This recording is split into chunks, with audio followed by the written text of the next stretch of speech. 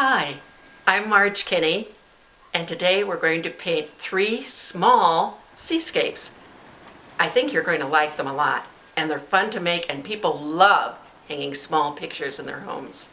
Okay, let's do it. All right, it's important that you see what colors to put out on your palette. And incidentally, this is the first time that I've used a gray palette, and I meant to do this for years. But it keeps all your colors neutral, so I'm very excited to do this. All right, I'm using, this is alizarin crimson, this is a bright red, and this is an Indian red. And then we go to an orange hue, and we have a yellow ochre, viridian, sap green viridian, and cerulean blue, ultramarine blue, and burnt sienna. I always have 2 piles of white, because I always need white, and so it's easier to handle my palette this way. So I'm going to start with the first one, and it doesn't really matter which picture I use because I do it mostly from my brain anyway, and I don't try to follow the picture. I have one out here, but you'll see very quickly they'll just change. Now I'm using a circular motion for the sky right now, and incidentally this is also luan, and it's plywood, and I can see a little cut here, so I'm going to actually change my sky so that that will fit in as part of the ocean. So I'm just going to come across here and make this is cerulean blue and white.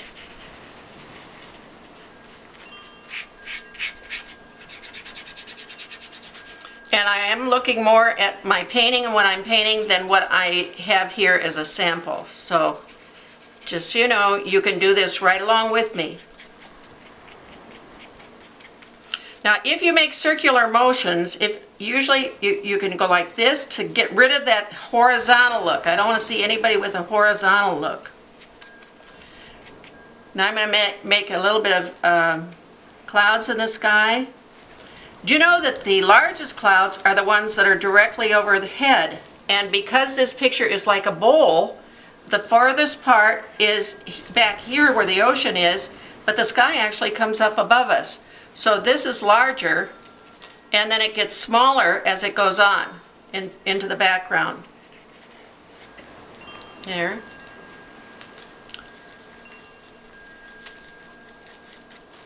Usually it's darker in the corners, so I'm going to grab a little bit of ultramarine blue, darken up the corners a little bit,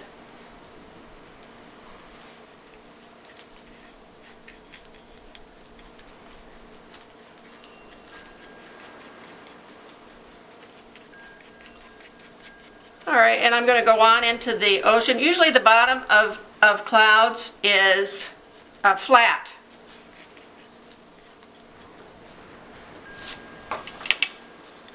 I also use a roll of towels, keeping a roll of towels handy, and I'm just going to slightly brush this upwards to give it a wispy look. I am painting with oils. You can paint with acrylics or oils, whatever makes you happy. These are not water mixable oils, these are oil mixable oils.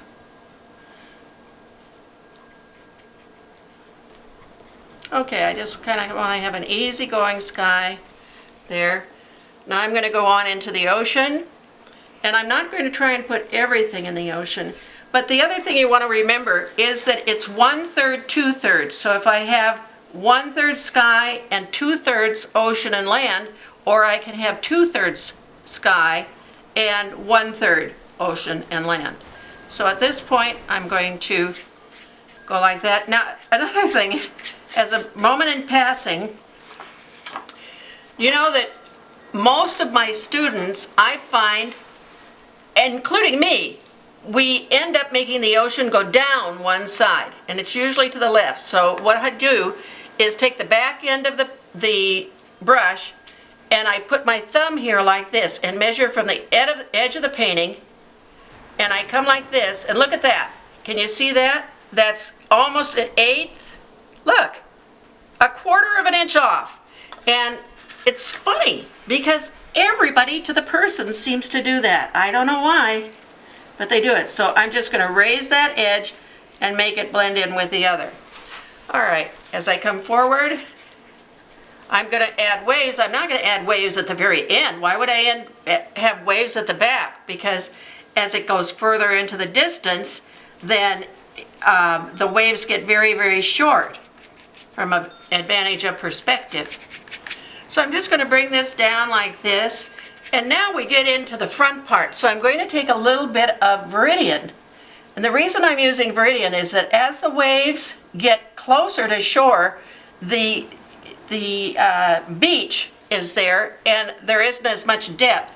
So it begins to pick up the flotation material such as kelp and some of the plants that are in the water. So it can get either green or it can get quite turquoise. Veridian happens to be, when you add white to it, it gets quite turquoise. So I'm going to save room here now for the rocks, and I'm going to go to the palette knife. The palette knife I'm going to hold like this, not like this, like a pencil, but like this. It's like pulling a curtain shade down. So the color for rocks that I go to, it's a go-to color, always. Ultramarine and burnt sienna. I'm telling you, you can paint a whole painting with this. See what a beautiful dark green or dark brown that makes? So I just come up like this. And the rock can be any shape. I'm going to just bring this one down like this. Have it come over, and I think I'll add just another little rock in front of it. And it would be darker as it got to the edge, wouldn't it? Down in front, because the back one would be farther away. All right, I'm going to grab a little white with this, and look how that changes the color of the rock. Isn't that beautiful? Just bring it down.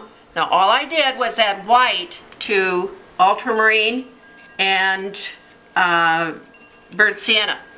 Okay, now the next thing I'm going to do is add yellow ochre to that combination. And if you notice, I keep going down. Here's the first group, and then I come down to the edge of that, and now I'm going to come down to the edge again with yellow ochre, and again add white. Now I've got a lighter color, and I can go like this along the top of the rock, this way. The advantage of using a palette knife is that it uses all those colors. Isn't that nice? Okay, now we really need something on the other side, so I'm going to go back to the ultramarine and burnt sienna, and I'm going to make another. This would be a continuation of this mountain. It's just a mountain, but we're seeing part of it underwater. So there's another part of that mountain, and we've got a little bit of it over here, okay?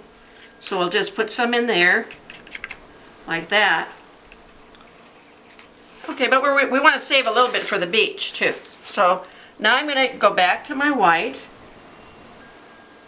get a little bit here, because that's the part that's kind of facing up. Get this here. Now I'm going to have it come into the beach. So I'm going to take, again, a little yellow ochre and some burnt sienna. And again, ultramarine blue.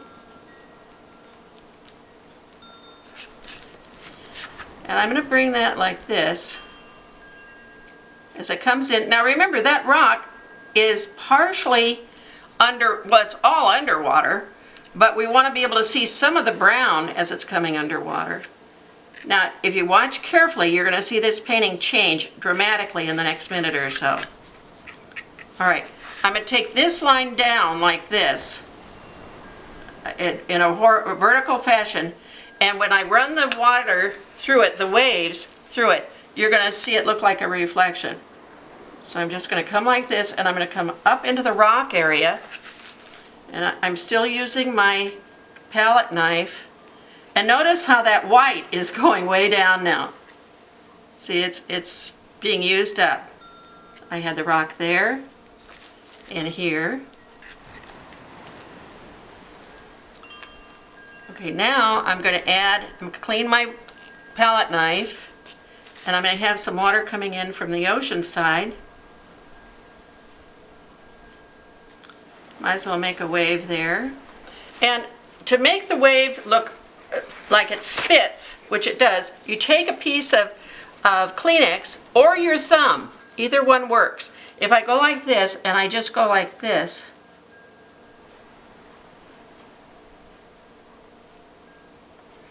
and bring it up above the horizon line, it will look like a nice wave. See, because the water, when it's hitting the bottom of a stone, it's the heaviest, and then as it comes up towards the top, it is misty, because that's as it blows into the air. So I'm going to add a little bit of water out here, just like that. Now, to make the beach, you can see I made it kind of brown here on the beach. It's a little bit darker shade here. So I'm going to make the beach a peachy color. So I'm going to take this color of orange and take it with this white. And I want the beach to look somewhat peachy. It's a complement to those other colors.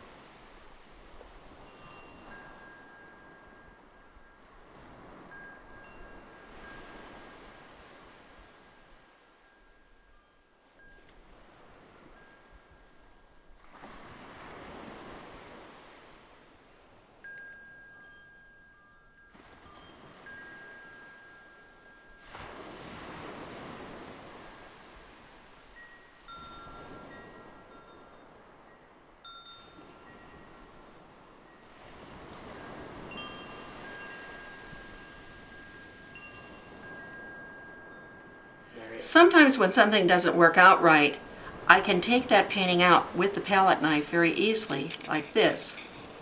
And many times in the reduction part, like this, it will actually look better, and it pushes it into the distance, than it did when everything was really heavily done. So this I can just subtly add to or not add to, depending on what I feel like. Now, also at the end, when you have a shoreline, it usually has this little white edge as water goes in and out from the shore. It just kind of goes like that. And it makes a differentiation between the dark, wet sand, which is always darker, and the other portion. So I'm just going to go like this. And as far as this one goes, we're going to call this a day for this particular one. Okay? All right, on this one, remembering the 1/3, 2/3 rule, I'm going to start with a sunset here.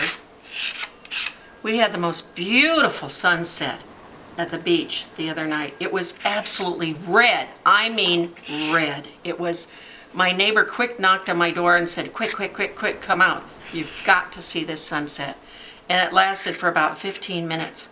Did you know that after the sun sets, there's a thing called afterglow, and it's after the sun leaves the horizon and it goes down. You actually get a better view. The sun lights up the entire sky. It's just wonderful. So don't ever leave as soon as the sun goes down. Promise me? Thanks. Okay. By the way, look what's happened to my white. See how my white is almost gone, and now I have to go to that other one pretty quick? Okay, this is, because it's a sunset, we know that pretty soon the dark is going to come. So I'm going to add a little bit of dark in the upper sections because it is getting to be nighttime. Okay, just go like that. All right, now you'd think that's the way it's going to look, but it isn't. Okay, so now I'm going to take a little bit of yellow and a little bit of white. Do you have any idea with the fire, what is the hottest part? I know what you're going to say. You're going to say orange. That's wrong. That's wrong. The part nearest the edge is, or the center, is white. It's white hot. That's why they say that. White hot. Then it goes to yellow, and it goes to orange next after that, and then it goes to red. Isn't that interesting? You just watch next time, and out of all these fires, I was telling my class, and they said, oh, it's orange. No, it isn't. Someone else said it's red. No, it's white. And sure enough, when we had all these major fires in California, in the United States, there it was, white coming over the hill first. Oh, it was terrible. But what a lesson. Okay, now I'm going to take this as a darker color, darker because it's getting to be evening. So I'm going to go like this, very dark.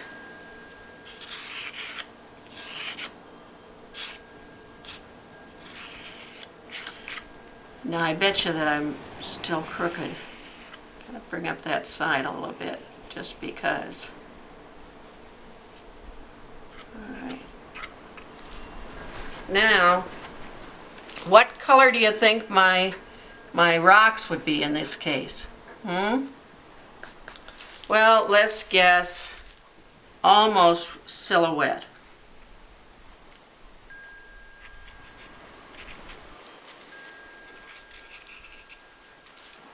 Let's see. But you say you can't see them. Well, okay. So what we're going to do is we're going to lighten the part.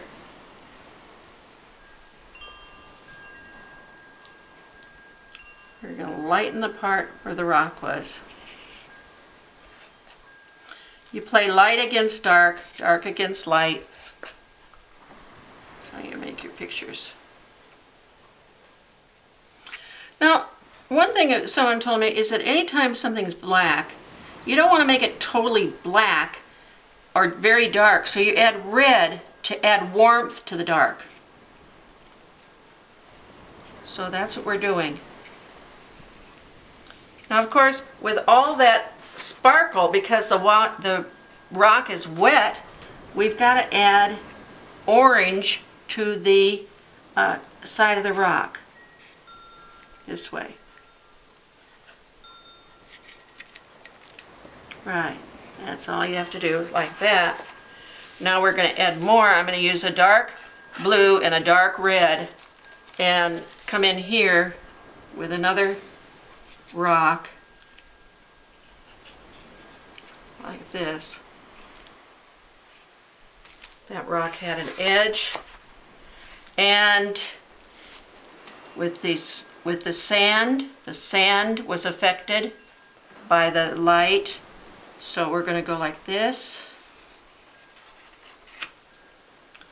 Bring in the sand. Gorgeous. Beautiful, beautiful.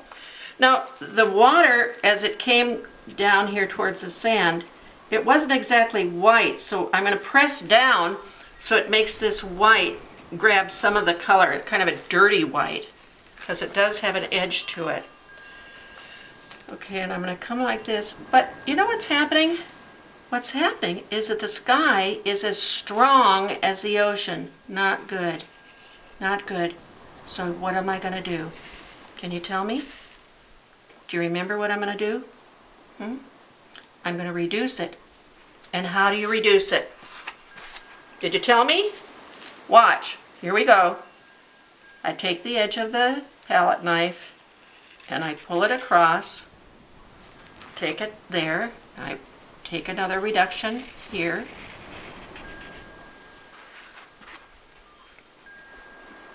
And I take another reduction here.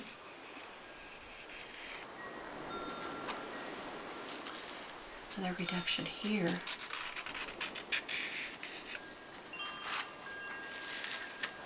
I reinstate my rock, which was over here,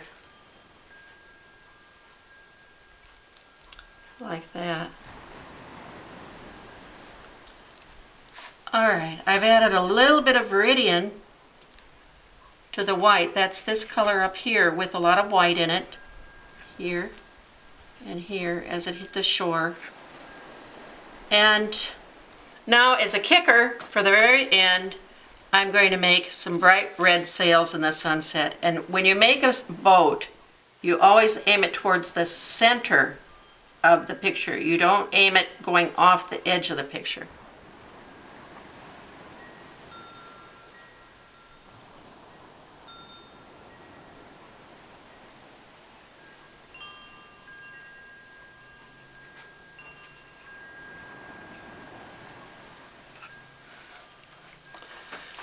All right, that is just about the end, other than a little bit of cleanup that I would do. This is to give you an idea of how, yeah, kind of like that. All right, it's just really different than the first one. The first one was here. So now we have this one and this one. Okay, and for our final one, all right, this one is going to be a hillside with some sap green. We'll finish it off. Notice, now when you want a darker green, you just put sap green with alizarin crimson. Alizarin crimson is the exact complement, but you put mostly green and just a little dab of the red, and that'll do it, because you're just trying to darken some of the edges. And usually the corners are dark. Here. Now we're going to add some flowers. I found that if I added red flowers to the corner of a painting, that it sells first. Isn't that funny? It's true. All right, I've just added a little bit of yellow to my palette, just because I want to lighten the activity that's going to happen on this hill. Now notice, it doesn't have to be critical, because it's just a hill. It's not where the attention is to go. So you have to pay attention to focus too. Is that what this is all about? No, it's not all about that. So this is about a beautiful day, a beautiful day. The water's wonderful. It's just so gorgeous. Gorgeous, gorgeous. It's just such a beautiful day. Oh my gosh. And there's a little distant island. I'm going to make that with a little alizarin crimson and blue and white. That'll make my violet. You can't have a distant island be really big. It has to be quiet. So we're going to make a distant island here. Yep, there it is. And we're going to make some a beautiful cerulean sky.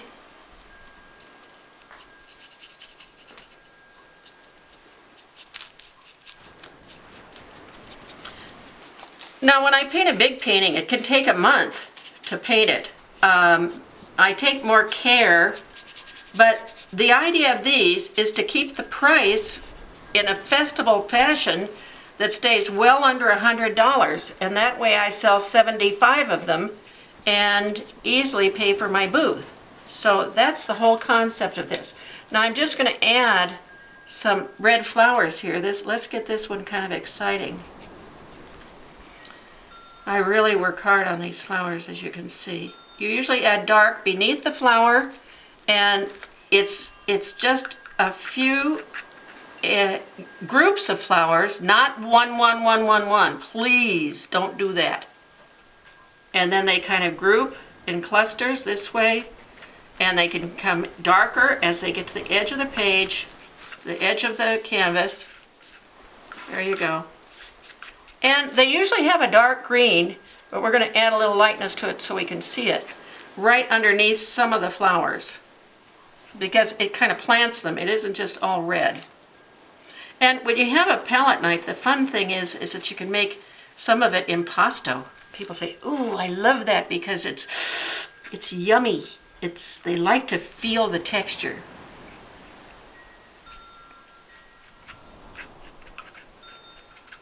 All right, so anyway, we finish off, that comes down like this, to a little beach area.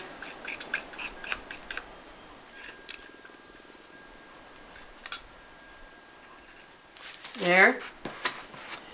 And then let's have a couple of, let's see, we almost lost our island out here. Well, so far this season, I've painted 40 brand new originals. And when I put up some like this, it's when I go into the studio in the morning and I start to paint.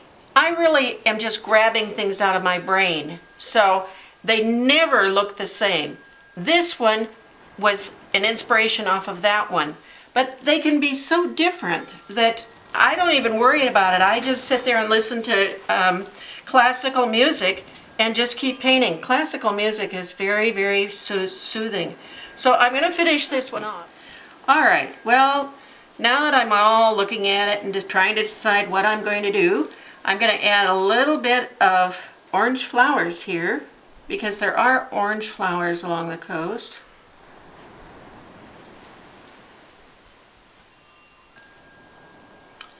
Gonna add a few orange flowers along here. You know, in Monterey, they grow right down, the plants go right down to the ocean.